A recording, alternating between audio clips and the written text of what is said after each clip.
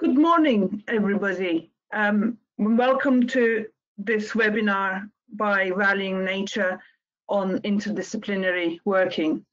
We're very lucky and thrilled to have Professor Nicola Beaumont with us to present the paper on the good, the bad, and the unexpected of interdisciplinary endeavour. She's going to speak for a while, and then we will have a Q&A session, and we hope you will be sharing your experiences with us during that. We had 345 registers and also already more than half of them are in attendance, so unfortunately you will remain muted. But if you type in your questions in the question box in the control panel, we will pick them up at the end, and if we can't, we will try to reflect them on the website for the paper. The webinar is being recorded, and you can see the control panels on the right. You can expand and contract as you see fit, and you can adjust your audio settings, hopefully without any problems. I mentioned the questions on the question panel on the right hand on the control panel, and also at the end of the webinar, if you could take a moment, fill in the feedback form, it will help us greatly in organizing the future events.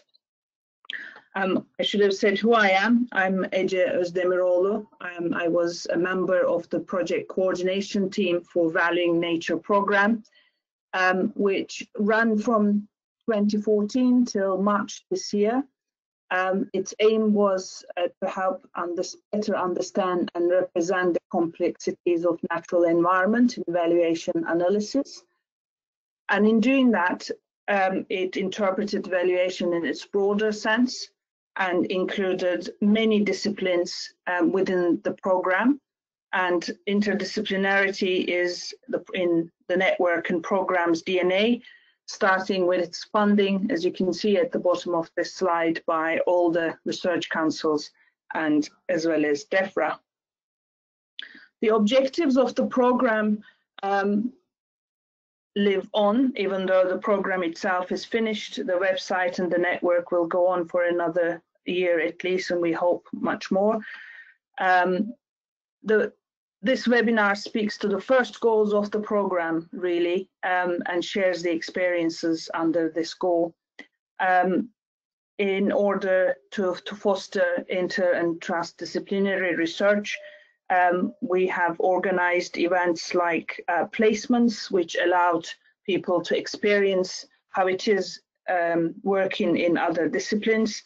And in other organizations. We've organized business schools to help academic researchers better communicate their research to business audiences. We created Demystifying series to foster learning different languages, working with different types of data. And we've had some public lectures in the program as well. But interdisciplinarity was also embedded in the research projects that were funded under Human Health and Wellbeing and Ecosystem Stocks and Tipping Points, parts of the program, 7 projects in total. And they not only included research providers, research teams that were interdisciplinary, but they were very much encouraged to have research users actively involved throughout the project as well. And Nikki was, as well as being the head of science, sea and society merit scientist at Plymouth Marine Laboratory. She was the PI for CoastWeb, one of the health and well-being projects that were funded from the Valuing Nature program. And she's here to share her observations, personal experience, and academic research on what it means and may mean to work in an interdisciplinary world. So over to Nikki to take us through all that.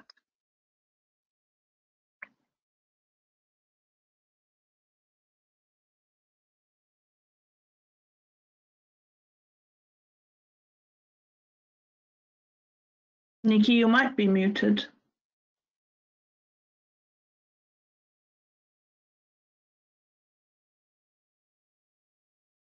Ah, great.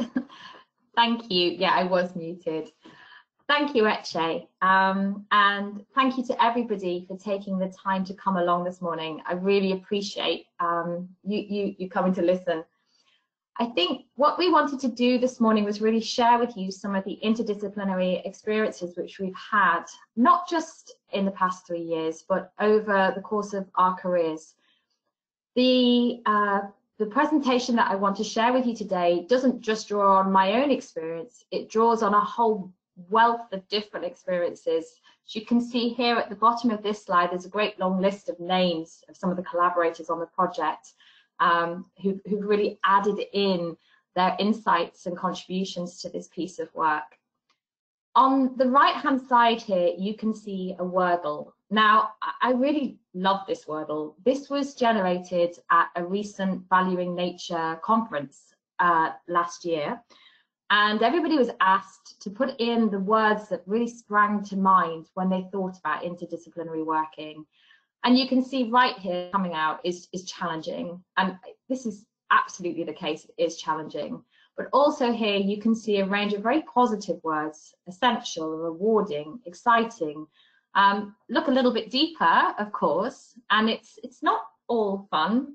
It's difficult, it's exhausting, it's tricky. So I think this recognition of the fact that the interdisciplinary working is both really helpful and really enjoyable to do, but also really tough at times, is something that we wanted to address and spend some time thinking about. So the purpose of the seminar today, and also the purpose of the Demystifying report which we've written, is to try and help people navigate their way through this interdisciplinary working, to try and support people in doing this successfully.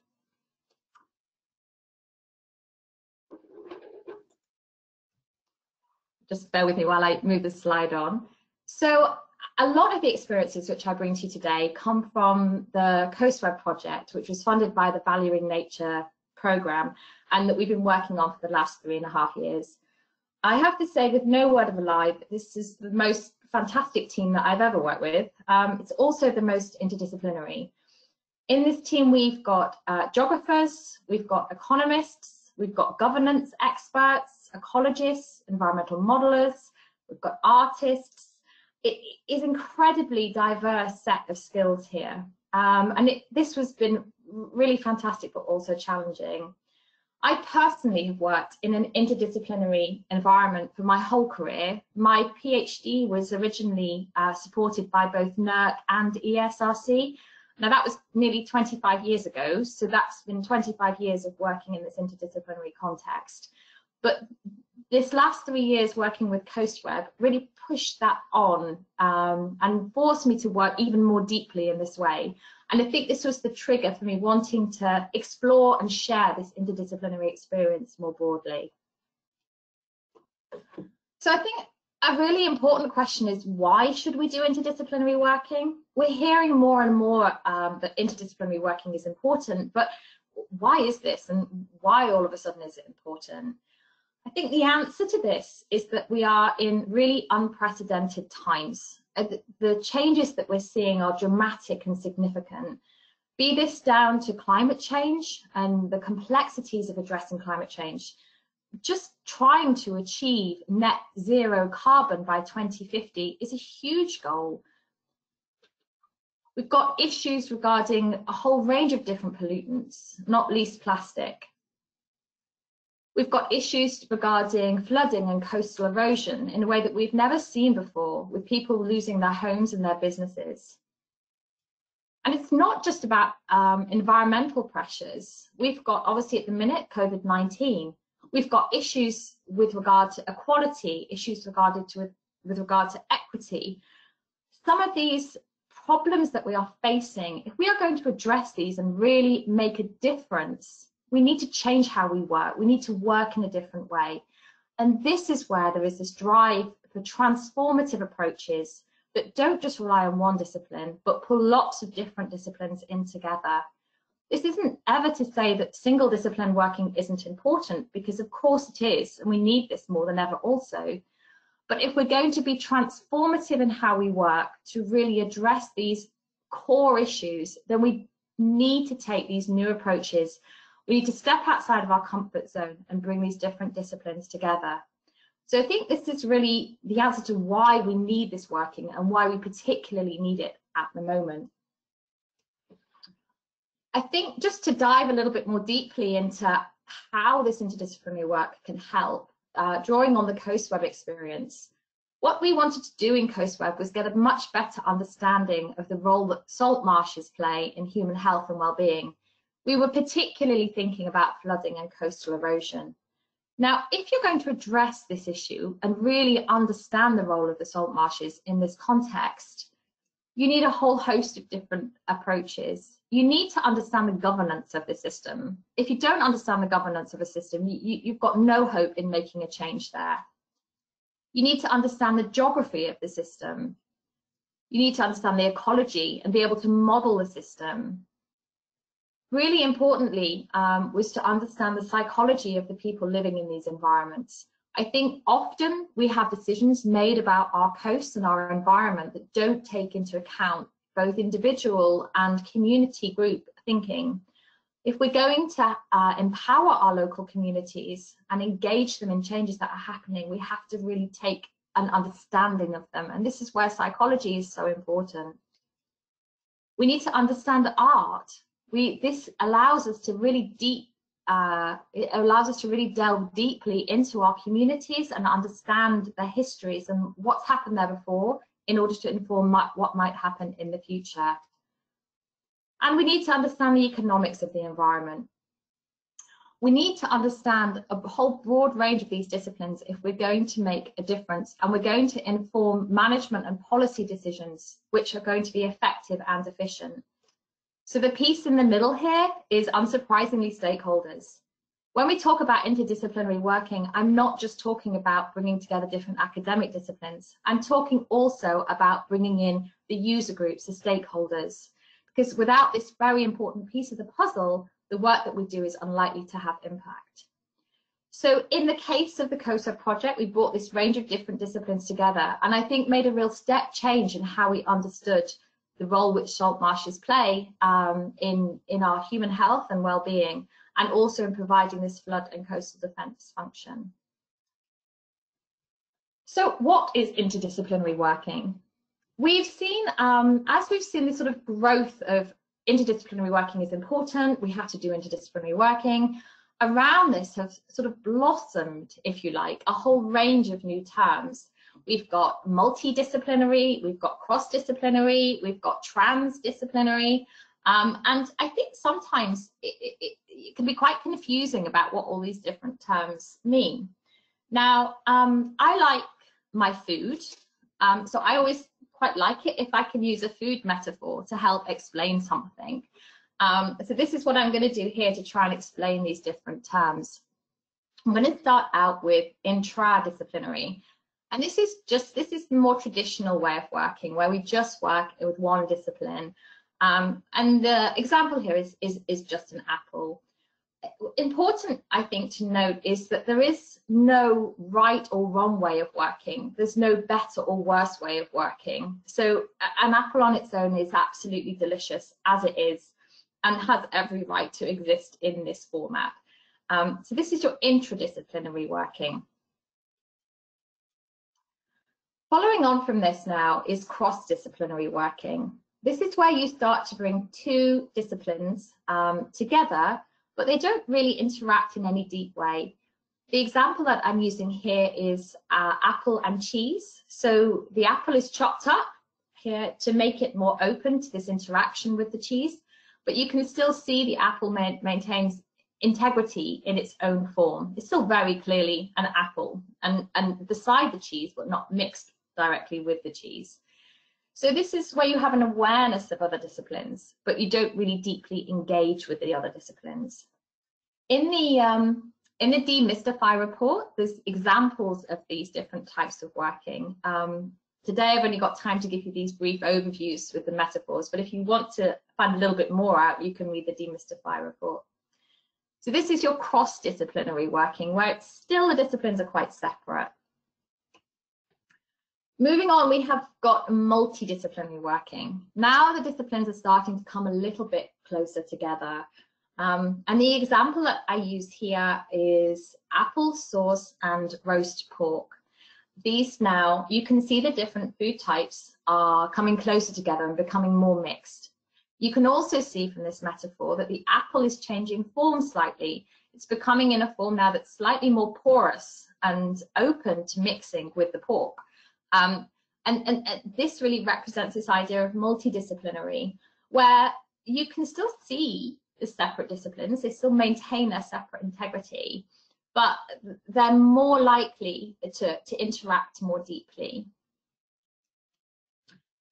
Then moving on again now towards interdisciplinarity. Now we're starting to mix much more deeply.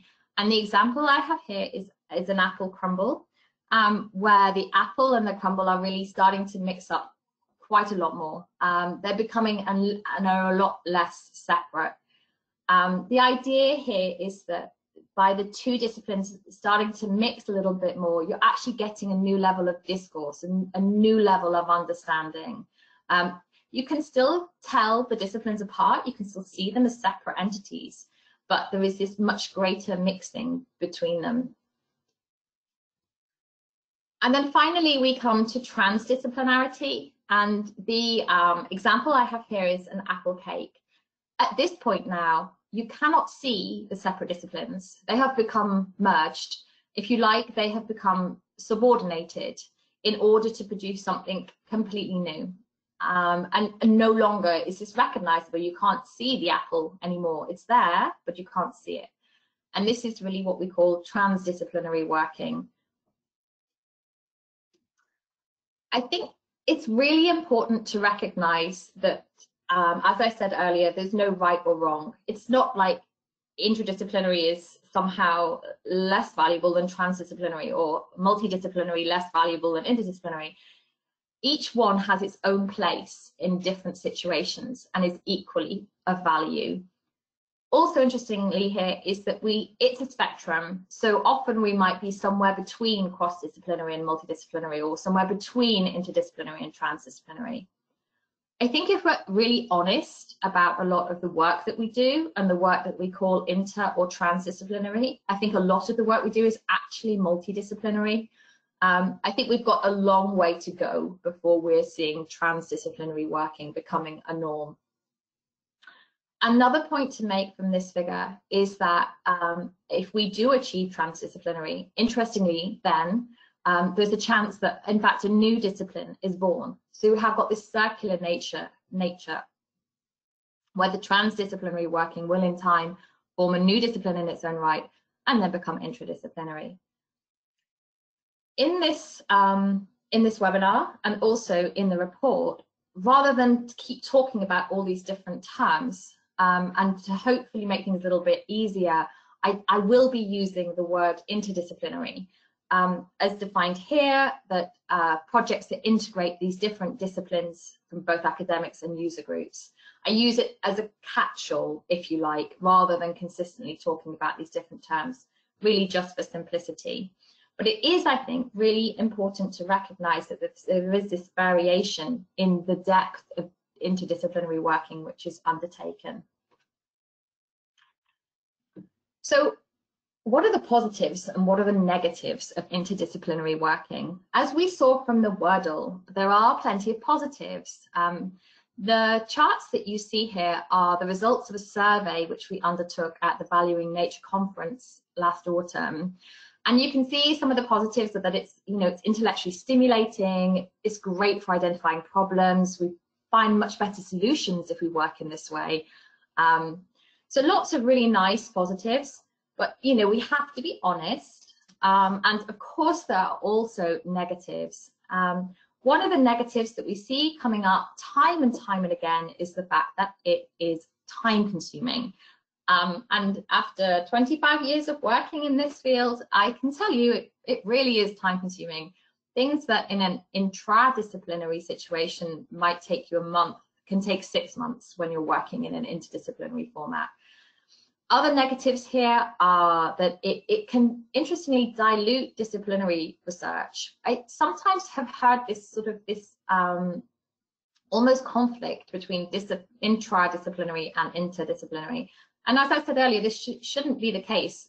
It should work together, with some being suitable for some situations and others for others. We've got this fact that it's hard to publish, it can be frustrating and confusing. And again, quite interestingly, that it isn't always respected. And we'll talk about this a little bit more later in the webinar, the fact that interdisciplinary working can sometimes be perceived as less valuable or less challenging, less intellectually robust than intradisciplinary working. Some barriers and solutions as well. So leading really, I think, on from some of those negatives, we come to some really significant barriers that stop us from doing interdisciplinary working. One of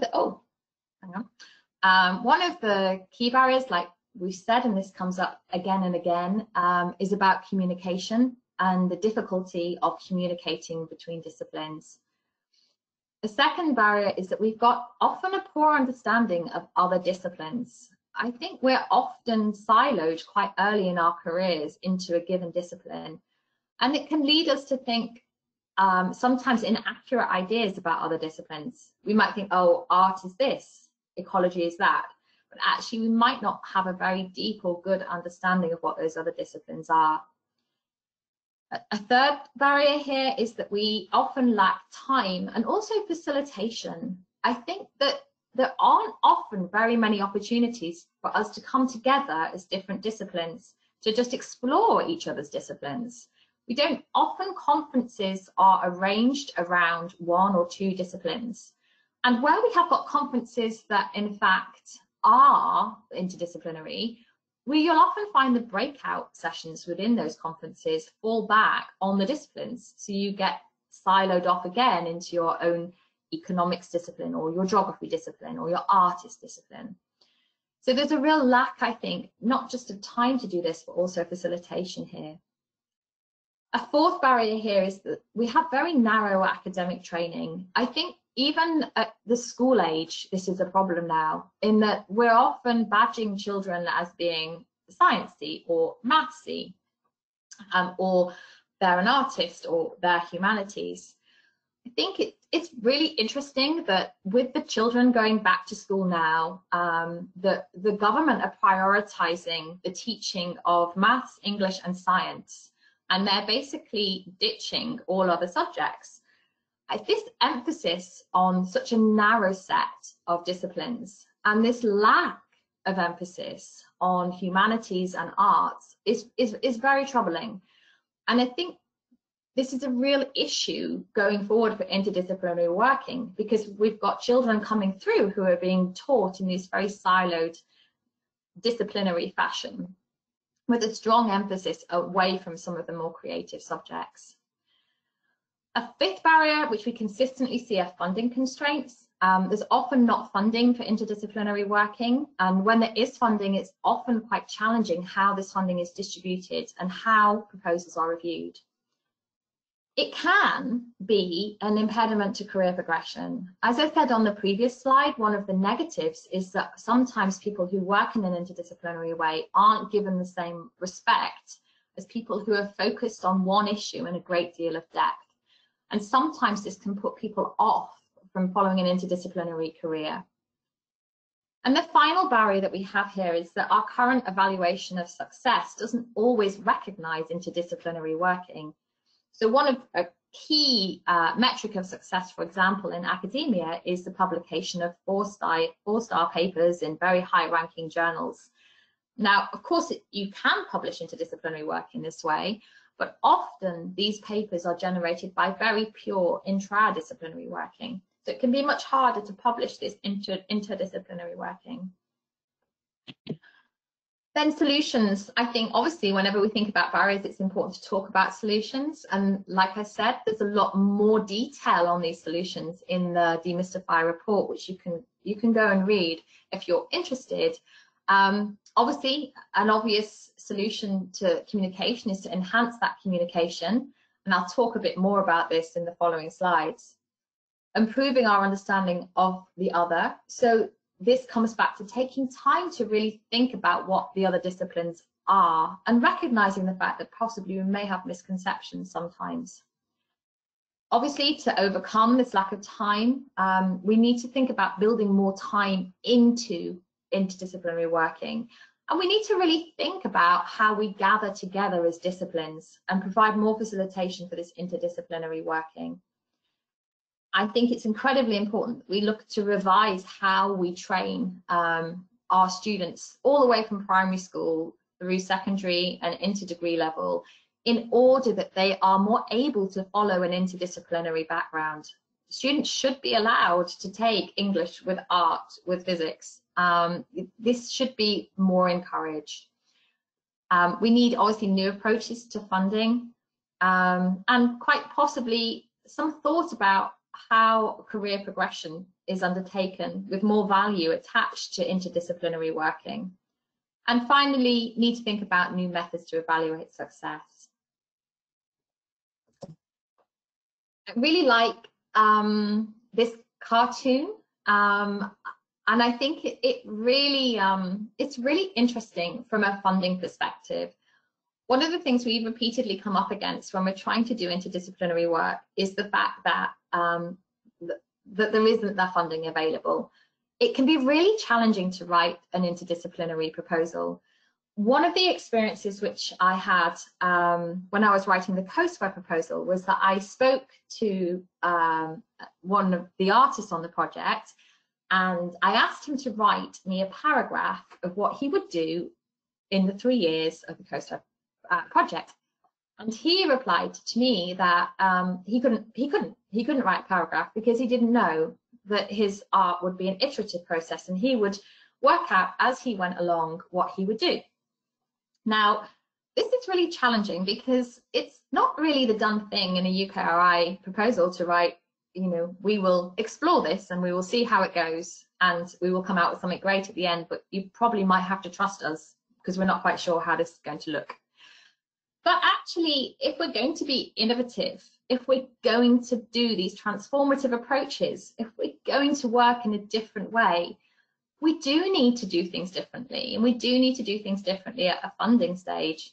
I'm not just saying that we should be allowed to write proposals that say, you know, give us the money and just trust us. Of course, we need to be clear about what we're going to do, and I'll talk more about that. But equally, I think we possibly need to be a little bit braver about doing things that are different and taking some risks. So to the last part of the talk, we thought a lot about what the most important aspects were for interdisciplinary working, and we came up with 7 core principles. And the first one here is respect, and this is absolutely, I think, the most important thing. The cartoon here is quite entertaining. This idea that we've got a hierarchy between the disciplines, it is entertaining, but it's also quite frighteningly true. I think people have a real tendency to look at other disciplines, and because they don't understand them, because they only have a shallow understanding of what they are, they often think that they are somehow easier or less important or require less intellect. It's remarkable how judgmental people are about disciplines that they know absolutely nothing about. And getting over this issue of respecting each other is the first and most important thing of any interdisciplinary working collaboration. So some top tips here, some pragmatic suggestions of how we can increase the levels of respect within our project. Obviously, we need to keep open minds. We need to listen deeply to each other and ask questions. Very importantly, avoid preconceptions. I think often we come into these interdisciplinary working environments thinking, oh, well, I know what physics is. I know what art is. You know, I remember I did it at GCSE. I know what French is. You know, it's very interesting how people can be, and this can lead to patronization and very difficult working situations. So some pragmatic ideas about how to actually get over this. I think one of the things that I've done in the past is develop really clear project guidelines for what you mean by respect and equality, and sit down and have a conversation about how important this is. I think practically making sure you always acknowledge each other in anything that you do in your presentations and your papers. Again, a practical tip here is to write an early joint publication. There's nothing like sitting down and writing something as a team to really make sure that you're respecting and listening to each other. It's also a really good activity to do when you're producing a shared goal like this, because everybody is invested. You can hear, as well as a project PI, you can hear who is speaking loudly and whose voice may not be heard so well. So it gives you a really good feeling for the team dynamic early on. The second principle is to take time. As we heard in this presentation, and we hear again and again, interdisciplinary working takes time. We need to make sure that we really take the time to listen and understand each other's backgrounds, methods, and language. Some pragmatic top tips here. The first thing is to build time into your project timeline. So when you're writing your proposal, give extra time to everything. Everything will take longer. And also make sure you allocate time for some specific interdisciplinary activities. So really building this into your timetable. A second thing here is that meetings can tend to take a lot longer. I found that in a disciplinary situation, you might give each work package a half an hour to present and then 10 minutes to discuss. Now, when you're working in an interdisciplinary format, if you have got an economist who gives a presentation to a mixed disciplinary group, you may well find that the discussion that follows that presentation can last not 10 minutes, but 2 hours, as people really delve into each other's disciplines and try to understand. And this is definitely something I've seen. And I think it's really, you don't want to stop these conversations from happening. You want to give it the time so it can develop. And finally here, make sure you budget for this. It's not just possible to make vague statements about how you'll do this. This has to be included in your project budget. If we're going to do interdisciplinary working well, we have to resource it well. So our third principle is around communication. And again, this is something we see again and again and again. I've sat in meetings where people have used the word function or scenario, and people have nodded and agreed. But later on, I've realized that function in one discipline means something completely different than in another discipline. The same with scenario. There's a whole host of words which are like this, where people assume they're talking about the same thing, but in fact are talking about two completely different things. Some pragmatic top tips then to help us with communication. The first thing is to develop a glossary or a project-specific dictionary. This is really to make sure as a team that you're all understanding the words in the same way. It doesn't mean that you have to agree. You can have the word function and scenario and then have a host of different definitions for these. I think maintaining that difference is important and being respectful of that. But having that dictionary where you've at least discussed the different words and written down what they mean and developing this through the project is incredibly helpful. I think having an environment where you're able to say, I don't understand is really important, because of course you're not going to understand. If you're working in an interdisciplinary way, why would you understand a different discipline that somebody else has worked in for 20 years? So this honesty in the fact that you will not understand everything is important. One way to overcome this, I think, is when you're listening to each other, is to repeat back what you've heard. And we use this sometimes. So for example, the economist would listen to the artist and then repeat back what he thought the artist had just said, to make sure that he actually really had understood. Another pragmatic example here that we did, which was really, really fun, and there's a picture here at the bottom, is we all went out on the salt marsh, and which was our field site. Obviously, if you're working on renewable energy, you could go to a solar farm, so on and so forth. And each team member of the different disciplines would say what they could see in that moment. So looking out across the marsh, what they saw and what they understood from that environment. And that was a really interesting activity, which really helped with this communication issue and also building the team. A thing to consistently remember that if you are simple in that simplicity in your communication is not the same as being simple. I think, again, this links back to the respect issue, that sometimes if you can explain something really complicated in a way that non-experts understand, then sometimes people think, oh, well, it can't be that difficult. It can't be that intellectually demanding. Actually, it's the reverse. If you're going to be able to explain something very complicated to non-experts, this requires a great deal of skill. This doesn't necessarily mean that what you're describing is not complicated. I just wanted to take the opportunity to also share with you here these beautiful pictures of the salt marshes, because this was another method that we used to improve our communication within the team. There was an absence of good figures, good pictures of salt marshes. So we set about this together as a team to illustrate what we believe the salt marsh to be. And again, this was a group activity working towards a shared goal where we all spoke about, from our different disciplinary perspectives, how we perceive the salt marsh, generating these beautiful pictures. So the fourth principle is to embrace personalities. I think we have to remember that we're not just bringing disciplines together, we're bringing people together. And this is always can be quite tricky. We have this idea that some people think in numbers and some people think in letters, but also different people, different personalities make a huge difference to the success of a project. A couple of top tips of how to achieve this. I think one of the first things is to take, again, some time to get people to know each other. I think it's easy. Sometimes people will have had a bad experience with art, or a bad experience with economics, or a bad experience with geography. And you might hear people saying, oh, I just can't get along with art, or I can't get along with economics. And they often spread these feelings out to the whole field and the people within that field.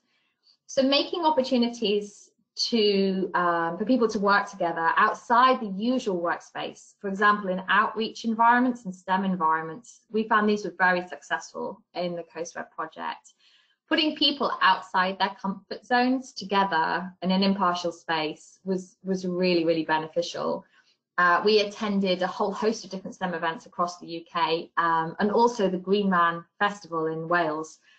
And I think this made a huge difference and really increased the success of our interdisciplinary working. Another thing is, remember that just because you don't like one geographer, it doesn't mean you won't like any geographers. No one person embodies an entire discipline. So just because you come across one person who works in environmental psychology who you struggle with, remember that there probably is a whole host of other people who are in environmental psychology who you might get along with much better. Take the time to find the right person, not just the right discipline. And this is a lovely montage of some of the experiences that we had in CoastWeb, traveling around the country, working together, disseminating research, and just trying to get over some of these disciplinary communication difficulties. The fifth principle is to prepare. I think we're often used to writing proposals and projects in our own disciplines. It's worth keeping in mind that if you're going to be doing something that's interdisciplinary, it's going to be very different. It's going to be unfamiliar, and you have to give consideration to this. So a few top tips here of how to overcome this. Make sure you take time at the start of your collaboration. Really think, actually, do you need an interdisciplinary approach? Because you might not. And if you do, really stop and think which disciplines you need. Don't just think, oh, I have to have a mix, and grab the nearest economist and grab the nearest ecologist. Think about what you really need and how they're going to be organized. Make sure that roles and responsibilities are clear, and having this agreed publication strategy where people are going to be inclusive with each other is also really very important. Our sixth principle is adaptability. Interdisciplinary working is risky sometimes, it's unpredictable sometimes. I think any project that you work on has got a chance of not working out exactly how you anticipated, but I think the likelihood of this is much greater with interdisciplinary working. So you have to be prepared for this and be prepared to be flexible.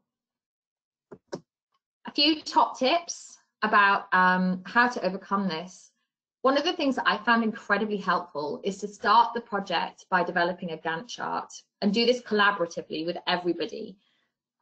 Then keep an eye on the progress through the project. If people are struggling, then this isn't something that should be demonized. This is something that should be dealt with. Try and create an atmosphere where people can be honest about the fact that things aren't working out quite how they thought. And actually, if what you planned originally isn't going to work, I think it's really important when you're working in an interdisciplinary format to hold your hands up, say, we had this idea, we thought it would be great, it hasn't worked out, and now we're going to try and change direction and try something new. It's incredibly important, I think, that when you're writing your proposal, you include these risk management strategies. You are working in a riskier environment. Accept this, embrace this, and be honest about the fact that perhaps it won't work out, but have a good contingency plan in case things are different than you expected. And again, maintain really open communication so people don't feel like they'll be reprimanded if things aren't working out quite as they expected. For example, if one of the ecologists was expecting an output from one of the economists and they get something different than they expected, having this really open communication so we can have a discussion about that is absolutely key. And then our final principle is about sharing. I think that one of the things we don't tend to do very well at the minute is actually learn from each other. We don't always share our interdisciplinary experiences. We're not honest about those negative, difficult times that we've had. We're not always honest about those barriers that we face. And unless we are, we can't come up with those solutions. I think that the main top tips here are talk to each other and speak with people, have a discussion, say, like, how did you manage to overcome that? Like, how did you manage to deal with this problem or that problem? One of the things that I've done, which I've really enjoyed, is I've actually got a diary where I keep notes in meetings of all my pros and cons and interesting interdisciplinary experiences. So I've got like a whole record of what's worked well and what hasn't worked well. There's a huge amount of interdisciplinary literature out there, and taking time to read that can be really, really valuable. And then also obviously take time to share your own experiences, write them up, publicize them. Obviously a key part of the sharing is what we're doing here in the webinar and also in the Demystify document, which hopefully will be able to provide you a little bit more depth on everything I've spoken about today. The final thing I want to say about sharing is we ended the Coast Web project in collaboration with the Resil Coast project, another Valuing Nature project, by having a rather unusual final event. We had it at the Royal Geographic Society, and we held an exhibition, very similar to an art exhibition, where we brought all of the different work packages and information from the different projects together into one space, as you can see here. And I have to tell you that as a sharing experience, this was probably, I think, one of the best that I've experienced. It pushed everybody into a whole different area to really think about their work and how to share it and what they've done. So our final cartoon, I do enjoy this one because I think it's important to remember that if we stay in our disciplines, we'll never work out that an elephant is an elephant. But more importantly, we'll never be able to really overcome those very challenging issues that we're facing at the minute. We need these transformative interdisciplinary approaches if we're really going to make a difference and make a change and address those issues. So that's all from me. Plenty more in the Demystifying document, and also there's a handy handout of the 7 principles of interdisciplinary working, which you can access as well. So I think I hand back to Ece now.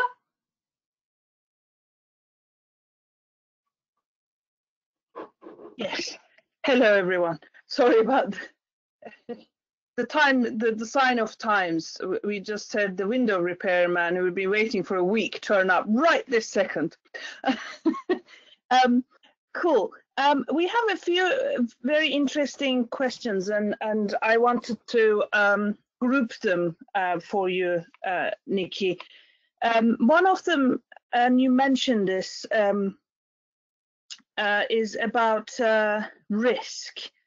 The barriers to working with interdisciplinarity is partly to do with our attitude to risk, both in terms of research providers, but also research funders. So given that, do you have any tips about how we make a business case for funders? And I'm not thinking about research funders necessarily, academic research funders, but anybody. How do you make a better business case for interdisciplinary working? I think it's there's two things really. I think the business case has to be framed around the potential benefit. So there's plenty of evidence to show that interdisciplinary working has greater chance of being very impactful, of actually providing answers which are needed. And so I think that from a business case perspective, you're much more likely to get a bigger win. I think the issue really is to make sure that you address the risk and are honest about the risk and put contingency plans in place.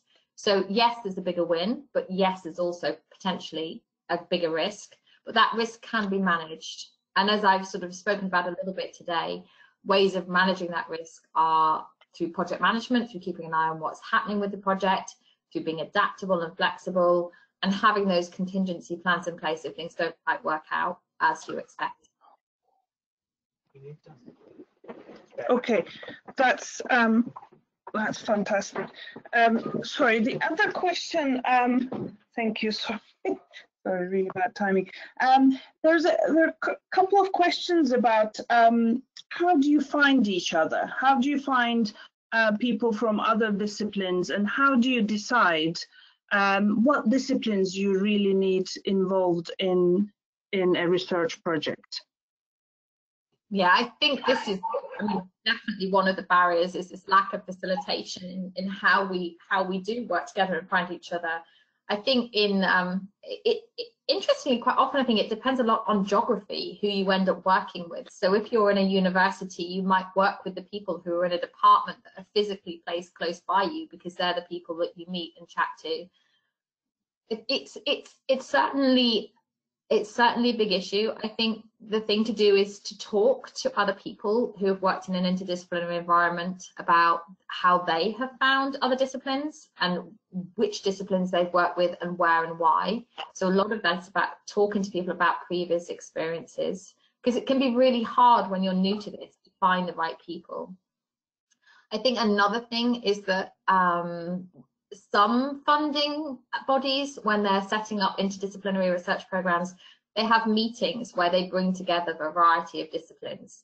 Now, I think previously these meetings have been quite small and narrow. I would like to see a change in this, where we start to have more meetings that give people the opportunity to just come and chat with each other. Because it's only, like I said about personalities, it's only when you get together and talk to each other about the disciplines that you're working with that you can really develop an understanding of what those disciplines are.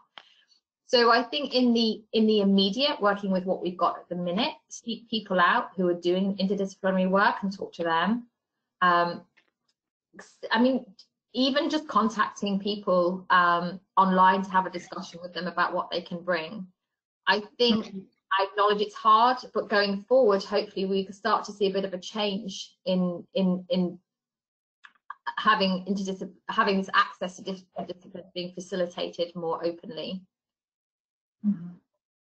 Yes, I think if I share an experience with running the sort of networking events of value in nature, is that one of the best aspects was to just come together with people without necessarily having a specific proposal or project idea to think about, generally having the opportunity to get to know people and how they work, a relaxed environment, and we hope that research councils will continue to support such endeavours. And perhaps one starting point about deciding which disciplines to involve in a project, from my experience of running consultancy projects, is a really honest discussion with yourself. Can I really answer this question I'm being asked? Do I have enough experience to give the best output to the client, the best output that's possible? If I can't, then it's time to go out and look for people who can help me do that. And I think, Nikki, you make a very strong point about honest and open communication across the team, as well as with yourself. Another question was about interdisciplinary in the time of COVID, and I think online, how do you foster such honest relationships and communication when you can't necessarily get together? Have you any experiences or tips on that one? Wow, that's really tough. It's really hard. I think one of the things is to set up regular meetings. So in developing new collaborations, one of the things that I found work well is to have, so if you're writing a new proposal or setting up a new group, is to set a diary date and just get together once a week and chat as best you can using Zoom or any other provider. But have those regular slots where you come together, not necessarily with an agenda, just to talk about your different disciplines and what work you're doing. To giving it, it's a lot to do with about, like it is in ordinary times, about giving it time and giving it space. So I think that would be my top tip on that. Mm-hmm. And actually this is also related to the online thing. So there's an observation here that sometimes discussions in interdisciplinary teams could be a bit too open-ended, and I guess that's why you're saying things take time. But have you found anything that works to focus the discussion on key themes while you're having meetings and discussions? Yeah, I mean, things, so to have the focus discussions like we had on the saltmarshes, where we all discussed the salt marsh from our own specific perspective, that was a very nice way of quickly understanding what other people were perceiving. I think having the Gantt chart and discussing progress around a Gantt chart is a really good way of staying focused. It's a really good question, because if you're not careful, you can just ramble, have a very nice time, but just ramble away hours of a project. So I think that finding that balance between giving the open-ended space to just chat as opposed to actually getting the work done is definitely challenging. Yeah, so I think going back to that Gantt, thinking about where you are, what you said you were going to deliver and when, that can be really helpful. Equally, working towards a specific goal, such as a publication, can also be really good to focus people. So you're working together, you're giving each other space, but you know you've got to get a certain amount written or a certain amount done by a given time. So that joint publication is also a really good way to focus people. Excellent, thank you. There's a question here about training needs. How do you think we can train students to help break down the hierarchy of disciplines and equip them with skills for interdisciplinary work? But I also want to add, because another angle to that training, it's not just students, it's perhaps decision makers, even politicians at local or national level, because a couple of other questions came up in that sense. How do we train the people who will deliver the research to work beyond boundaries, but how do we perhaps also train the research users to break down their silos? I think we have tips for that.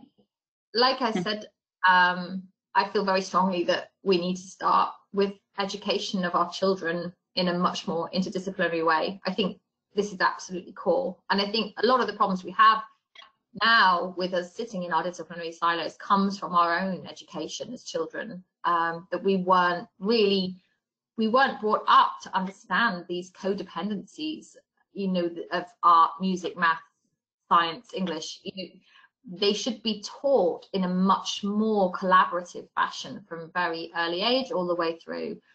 That doesn't help us, I recognise, with the situation that we have now. And again, I think it comes down to working with people who want to do it. This is really important. So some people want to be interdisciplinary, and I think that sometimes you can be banging against a closed door, and I think that's okay to recognise that some people don't. So you want to find people who are open to working in this way, and then I think it's about being open-minded to the different disciplines, taking time to listen to them, be willing to learn, be willing to accept that probably you don't know everything about everything all the time, and actually taking that time to understand a different discipline. Mm-hmm. That's very good.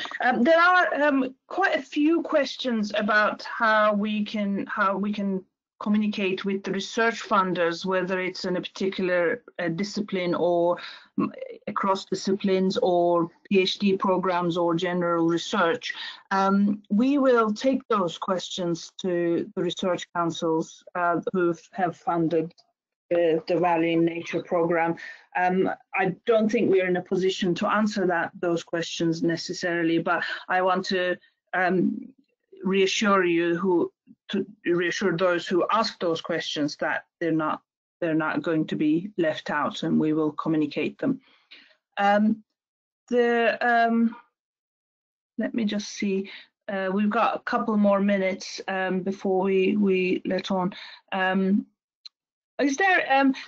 I think I want to go back to making a business case a little bit, Nikki.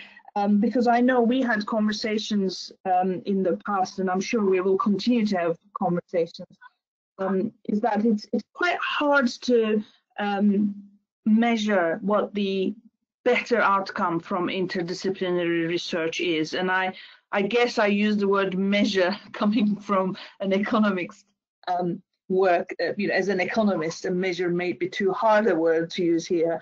But I think if you're going to ask for opportunities to work interdisciplinary, we do have to make better business cases. And I wonder whether there's an area ripe for academic research or policy research to understand these outcomes better. Yeah, I think absolutely. And this comes back to a bit of the final principle there about sharing, is I think what we don't see enough of is enough retrospective analysis of interdisciplinary working. You know, we all have this sense that it is more impactful, that it does provide these solutions, but actually to look back at interdisciplinary work that's been undertaken and to really evidence this using hard facts, I think would be really valuable, so that we really can say, look, interdisciplinary working does provide you with these additional benefits. I think at the minute we still have this, it's less evidence-based and more feeling-based. So I think that would be really valuable as an academic exercise to go back and think about that. Excellent. I think there's more and more examples of evaluation going on in other parts of my personal work. I see more tenders coming out for doing evaluation, whereas in the past that was a bit of a taboo word in case we find things that haven't worked as well as we thought. But I think here we're in search for good positive lessons from the past and being honest with the difficulties. The Demystifying Interdisciplinary Working paper will be on the, or is already actually on the Value in Nature website. I think in the chat you will see a link. There are a couple of questions asking for the paper. So along with all the other Demystifying series, and indeed all the outputs from the program are on the Value in Nature website. We are just over our time, and thank you so much for everyone's questions. As I said, if I haven't picked them up as in this Q&A discussion bit, we will definitely go back to them and communicate it to research councils and others. Nikki, would you like to say a few closing words? No, I think just to thank everybody for their time, for coming along today, and that I wish everybody every luck in their future interdisciplinary working endeavours. My Twitter and email is available, so I'm always really happy to talk about this topic. So any questions or comments, please do come back to me.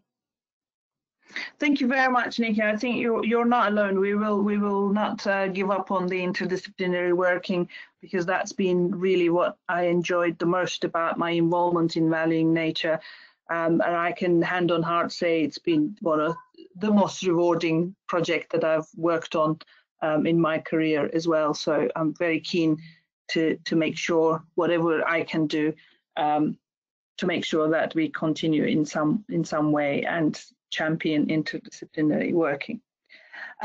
So thank you very much for everyone to joining us and to staying to the end. And thank you to organisers, our colleagues at CH, for organising the webinar. Thank you, Nikki, for sharing your experiences, and do keep your journal up. I think it's a fascinating thing to have. And have a great rest of your day, everyone. Thank you and goodbye.